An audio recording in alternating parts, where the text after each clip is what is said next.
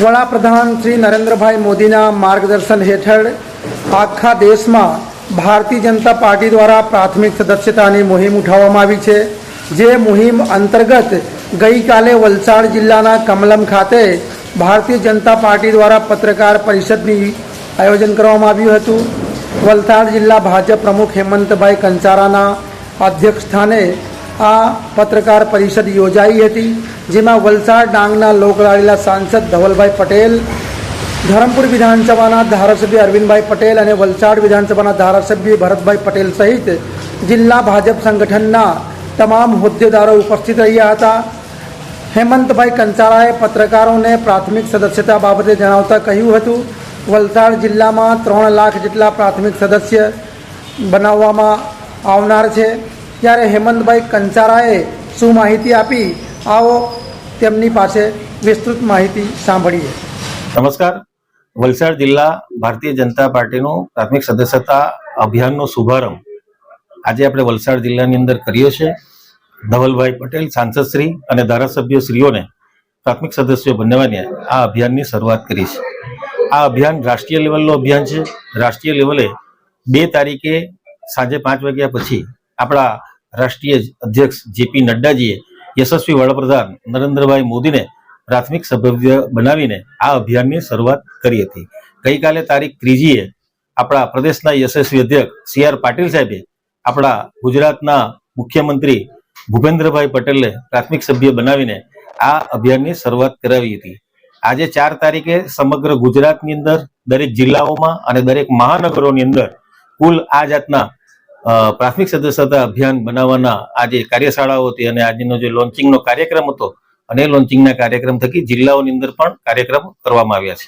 આપણા ગુજરાતનો લક્ષ્યાંક 1.5 કરોડ ઉપરાંતના પ્રાથમિક સદસ્યો બનવાના છે। આપણા વલસાડ જિલ્લાનો લક્ષ્યાંક જે છે એ કુલ 3 લાખ પ્રાથમિક સદસ્યો બનવાના છે અને ત્યાર પછી 2 તારીખથી લઈને 25 સપ્ટેમ્બર સુધીમાં પ્રાથમિક સદસ્યતા અભિયાનનો પ્રથમ તબક્કો શરૂ થશે અને 1 ઓક્ટોબરથી લઈને 15મી ઓક્ટોબર સુધી બીજો તબક્કાની અંદર અમે સ્પેશિયલ ડ્રાઈવ બનાવીને સમાજના આગેવાનોના સંમેલનો કરીને યુવાઓને વધુમાં વધુ કેવી રીતે જોડી શકાય એ જાતના બીજા તબક્કાની અંદર પણ કરવાના છે અને 16 ઓક્ટોબરથી લઈને 31 ઓક્ટોબર સુધીની અંદર જે પ્રાથમિક સદસ્યો ઓછામાં ઓછા 100 પ્રાથમિક સદસ્યો બનાવે એ સક્રિય સભ્યો બની શકે છે। તો સક્રિય સભ્ય બનવા માટે જેમણે ઓછામાં ઓછા 100 સભ્યો બનાવ્યા હશે એવા લોકોને અમે ફોર્મ દ્વારા એ લોકોને સક્રિય સભ્ય બનાવવા માટે ભારતીય જનતા પાર્ટી એક અભિયાન કરવાની છે અને એની અંદર જે અભિયાનની અંદર જેમણે ઓછામાં ઓછા 100 સભ્ય બનાવ્યા છે તે લોકો જે સક્રિય સભ્યનું ફોર્મ ભરશે, એ ફોર્મની ચકાસણી થશે। ચકાસણી થયા પછી જિલ્લા ભાજપના એની ઉપર રિમાર્ક્સ લાગીને એ બધા જ ફોર્મો પ્રદેશ લેવલે જશે અને પ્રદેશના યશસ્વી અધ્યક્ષ પાટીલ સાહેબ દ્વારા એમને પ્રાથમિક સક્રિયતા સભ્યની માન્યતા પ્રાપ્ત થશે અને ત્યાર પછી એ સક્રિય સભ્યને એનું કાર્ડનું વિતરણ થશે।